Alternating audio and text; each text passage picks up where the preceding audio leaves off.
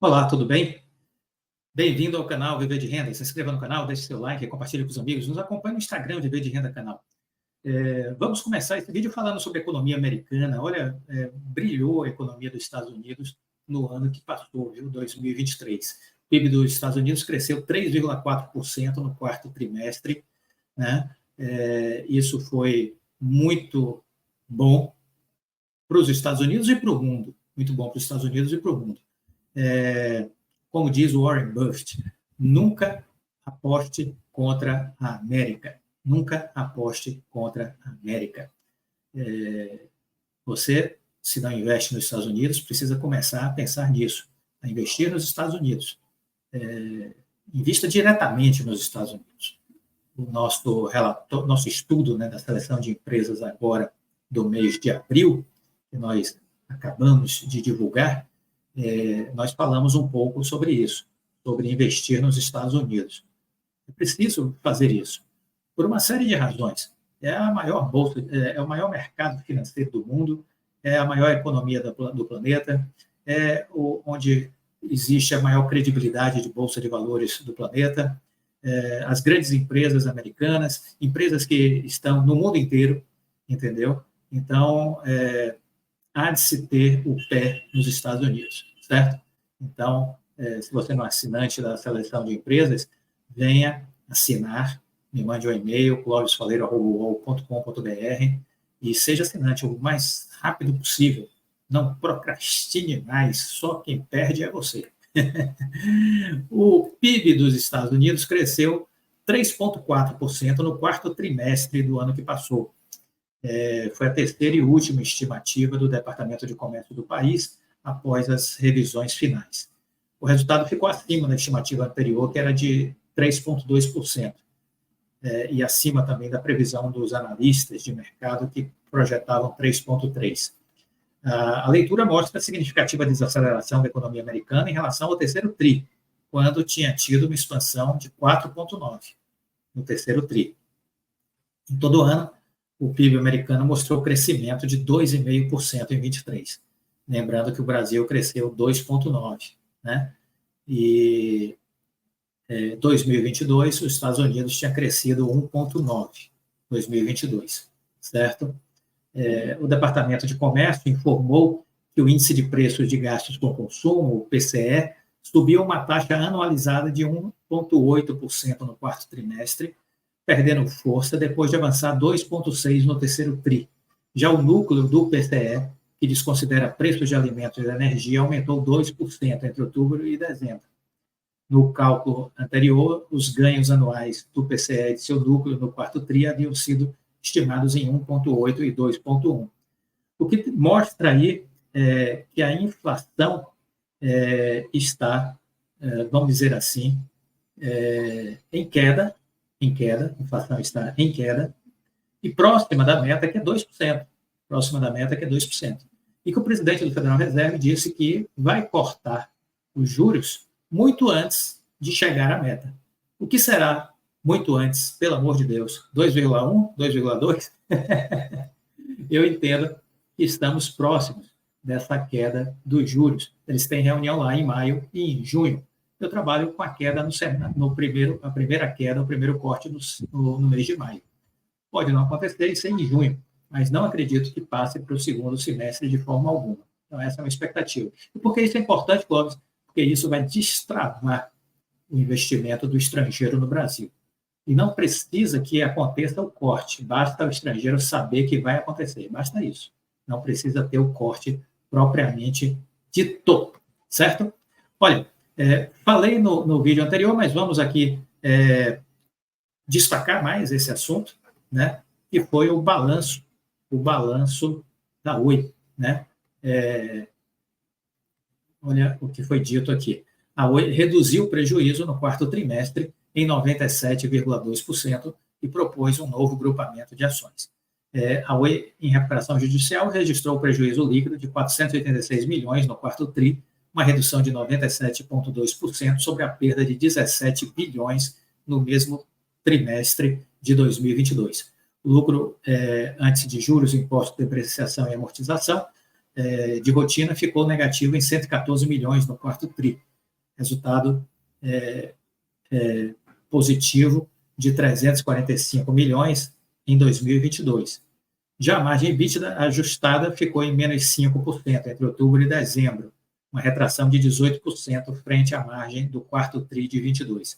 A receita líquida ficou em 2,27 bi no quarto TRI, uma queda de 13,1% na comparação com 2022, que a gente sempre compara, né, o trimestre do ano atual com o trimestre do ano que passou, para ver se houve evolução ou retrocesso. É uma praxe das análises sobre as empresas. Os custos e despesas de rotina somaram um total de 2,4 bi no quarto TRI, um aumento de 5,2%. Despesas cresceram na base anual, né? O resultado financeiro líquido totalizou despesas de 1 bi no quarto TRI, apresentando um aumento de 59,5% na comparação anual. Já o fluxo de caixa operacional encerrou com um consumo de 300 milhões, uma redução de 59,5% na base anual. No quarto TRI, os investimentos totalizaram 186 milhões, com a operação Score respondendo por 75% desse total. Lembrando que aqui está o Ifibra como operação Core, mas deixará de ser negócio principal, porque a Ifibra está à venda, né, vai ser fatiada e vendida no mercado. O Conselho também aprovou para ir à votação na Assembleia Geral de 29 de abril de 24 o grupamento de ações na proporção de 10:1. Então, não se assuste se você ainda é investidor de Oi, você vai passar pelo segundo grupamento. Já teve um de 10:1, vai ter agora o segundo de 10:1. Não se assuste, viu? Isso é certo que vai acontecer. Então, não fique assustado. Tinha gente aqui no canal que dizia, não vai acontecer o grupamento. Não sei baseado em que diziam isso, mas o fato é que está garantido. Eu ainda, de forma debochada, disse que seria de 50:1, que a primeira proposta da Oi tinha sido essa, né, de 50:1 no primeiro grupamento. Então, eu ressuscitei a própria proposta da Oi de 50:1. Bom, o Banco Central está projetando agora, o Banco Central do Brasil está projetando o crescimento do PIB de 1,9%, inflação de 3,5% em 2024.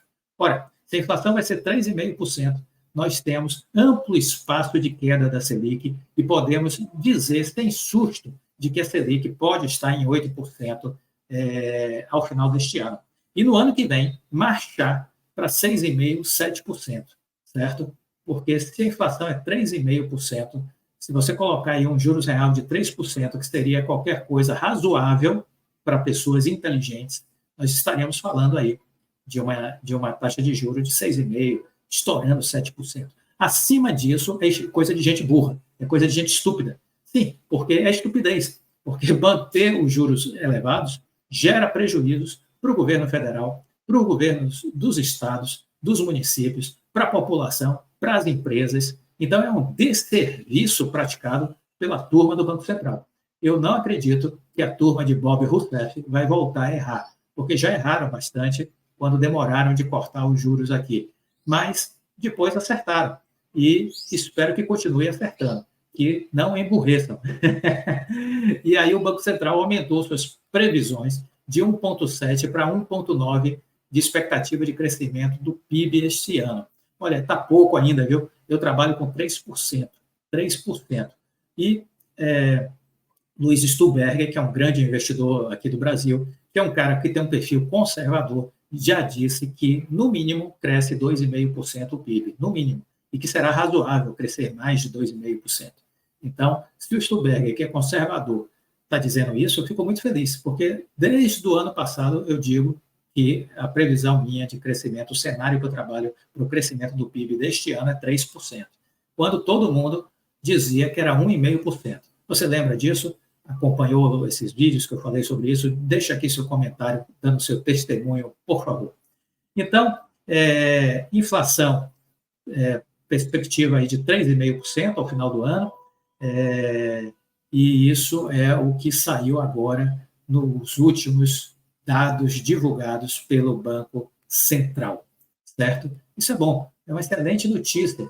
Fico feliz que o Banco Central esteja revisando sua perspectiva para a economia brasileira e revisando para melhor. Isso é muito bom. revisando para melhor. Muito bem, vamos falar de Oi? Vamos falar de Oi, ora, vamos falar. Vamos falar de Oi, que a Oi tem muito assunto sempre, tem muita gente que me pede para falar, então vamos falar. Oi está prevendo, veja você, a Oi está prevendo que o processo de arbitragem, deve demorar até 2 anos. Então, o Oi prevê até 2 anos no processo de arbitragem e que espera uma sentença parcial antes. Então, com a previsão agora da retomada, que foi o acerto com a Anatel, agora no final de março, né, retomada da arbitragem. Então, vai ser feita a retomada, lembrando que é um comitê internacional que faz esse processo de arbitragem sobre a questão de prejuízos causados no âmbito da concessão de telefonia fixa contra a Oi pelo governo, pela Anatel. Então, eles disseram que a sentença final deve demorar até 2 anos, mas que é possível que haja uma sentença parcial dentro aí de 4 meses. Olha, às vezes essas previsões da Oi são muito otimistas, viu? Eu não considero que seja algo de 4 meses. Eu diria que talvez até o final do ano pode ser que surja alguma coisa, né? Parcialmente. Vamos ver, vamos aguardar. As informações foram compartilhadas pela diretoria da Telia em conferência com analistas, agora no último dia 28. A expectativa é que tenhamos uma sentença parcial de mérito no prazo de 4 meses, uma sentença final entre 12 a 24 meses. Ainda é um prazo longo, reconheceu o novo CEO da Oi, que é o Rodrigo Modesto, foi para o conselho, e o novo CEO é o Matheus Bandeira, que foi da Falcone. O executivo lembra que a operadora tem expectativa de receber valores líquidos positivos na arbitragem. A Oi disse que teve prejuízos em valores atualizados que chegam a 60 bilhões de reais. É uma mega cena, né? Se a Oi receber tudo isso, aí pronto, né? Os problemas todos acabaram. Todos os problemas da Oi acabaram se ela receber esses 60 bilhões. Mas é difícil porque tem muita coisa que pode ser retirada do processo por prescrição, né? E recursos em caso de vitória fazem, inclusive, parte das garantias que a empresa está oferecendo para credores em meio ao seu novo plano de recuperação judicial. Com relação ao acordo do TCU, ele disse que o acordo deve ser referendado ainda nesse primeiro semestre. Está falando do acordo com a Anatel, né, e o TCU. Tivemos um avanço muito significativo, concluímos a fase de criação de uma solução acordada. Esse acordo ficou muito menor porque tirou toda essa parte aí da questão financeira. Então, tirou aí esses prejuízos que a Oi alega tem de dinheiro a receber, bem como a questão do encontro de contas com as multas com o governo, com a Anatel, que dizem que está aí na casa de 9 bi, eram 7 bi, lembra das multas? A Oi se comprometeu a pagar 7 bi, só que depois não pagou, depois que entrou na segunda RJ, essa dívida atualizada já está em 9, certo? Então, vamos acompanhar, né? A questão dos bens reversíveis também vai ser solucionado dentro desse contexto, deste acordo com a Anatel e com o TCU, o que é uma boa notícia, inclusive, para o BTG Pactual, porque a Anatel dizia que muitos dos bens que estavam lá na Vital eram bens reversíveis, né? Então, seguimos acompanhando esse assunto arbitragem, porque ele é importante. Uma outra questão é que, com relação a essa homologação, vamos dizer assim, com relação a essa negociação que houve com a Anatel, né, a previsão é que algo possa estar sendo ultimado num prazo aí de 60 dias, certo? Então, a Oi espera, em até 60 dias, bater o martelo com relação à adequação, à concessão junto ao TCU e à Anatel. A Oi segue seu périplo para negociar com seus credores e agentes reguladores para seguir com as suas atividades. Na apresentação de resultados do quarto TRI, a operadora informou que ocorreu no dia 23 a conclusão da fase de negociação junto ao TCU e à Anatel e a empresa relacionada aos contratos. será respeitado um rito de governança da validação dos termos de acordo entre as partes. Esperamos uma definição do colegiado do TCU no prazo de 30 a 60 dias, no máximo. O acordo depende de ratificação e busca a confirmação das premissas do plano proposto pela Oi, disse o presidente novo da Oi, que é o Matheus Bandeira, que assumiu o lugar do Rodrigo Abreu, que está agora lá como conselheiro da Oi. Autorização para que a companhia possa desmobilizar toda a infraestrutura de serviço associada à base legada e implantar uma nova solução tecnológica para atendimento de clientes, onde a Oi é a única prestadora de serviços. Com relação à recuperação judicial, o presidente da Oi disse que espera a evolução do processo. No dia 25 de março, teve a Assembleia Geral de Credores, concluída no dia 26, onde a empresa chegou a um consenso com a maioria dos credores de classes T e fornecedores de longo prazo sobre as principais condições comerciais do plano de recuperação judicial. Embora ainda seja necessário evoluir discussões sobre os termos que deve refletir no documento final, nós vemos esse acordo com os credores como um marco importante para a aprovação do plano na Assembleia Geral de Credores, que já está marcada para o dia 10 de abril. Segundo o CEO, há ainda a expectativa de obter um empréstimo ponte, mais um empréstimo, no valor de 650 milhões de dólares. Então, estamos falando aí em 3,2 bi, mais ou menos, né? É o que a gente tem aí de captação que a Oi pretende fazer para garantir a sua liquidez imediata, que a gente vem dizendo desde o início do ano, desde o ano passado, que a Oi tem um problema de caixa, né? A Oi tem um problema de fluxo de caixa. A dívida total, que está dentro do processo de RJ, está na casa de 30 bilhões de reais. Essa dívida, na verdade, se nós formos olhar a dívida líquida, estaria aí na casa de uns 23 bi, mas não tem aí a dívida com o BTG, dentro desses 23 bi, não tem a dívida com o BTG lá, aquela questão da Globinet, tem aí um possível encontro de contas por conta da venda ali do cobre, lembram disso, né? E a dívida com as multas da Anatel, né? Então, também está fora aqueles 7 bi, que já viraram 9 pelas últimas contas que foram divulgadas. A Oi vem direcionando seus esforços de recuperação no mercado com a expansão da operação de banda larga em fibra. Isso não nos diz mais nada, porque a Oi Fibra vai ser vendida. Então, isso não nos diz mais nada, esse crescimento da Oi Fibra, né? A Oi Fibra é hoje o principal produto da companhia, mas vai ser vendida, né? Representa 46% da receita da empresa, mas vai ser vendido, né? Então, a Oi Fibra é o principal produto da companhia, o principal negócio da Oi. Representa 46% da receita da empresa, mas vai ser vendido. Ou seja, restará a Oi o quê? A Oi Soluções. Nada mais além disso, né? Pelo menos é o que está hoje encaminhado, né? É o que está hoje encaminhado. Então, está aí.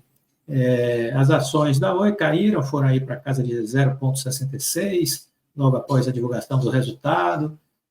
Tinha gente que dizia, agora vai para... O foguete voou. Não tem mais combustível para esse foguete. Essa história, para mim, já acabou. Eu acompanho e compartilho, porque é um aprendizado que a gente está aqui fazendo e compartilhando. Eu acho que a gente tem que ter esse espírito de abertura para entender isso, né? E aprender com esse case, que é um case belíssimo, de aprendizado, né?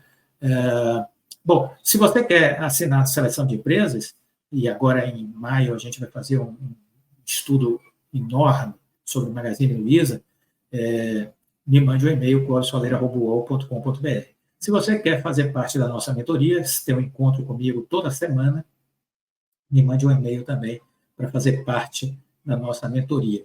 E aí você vai ter um acompanhamento meu durante 12 meses, ok? Fique com Deus e até a próxima. Tchau.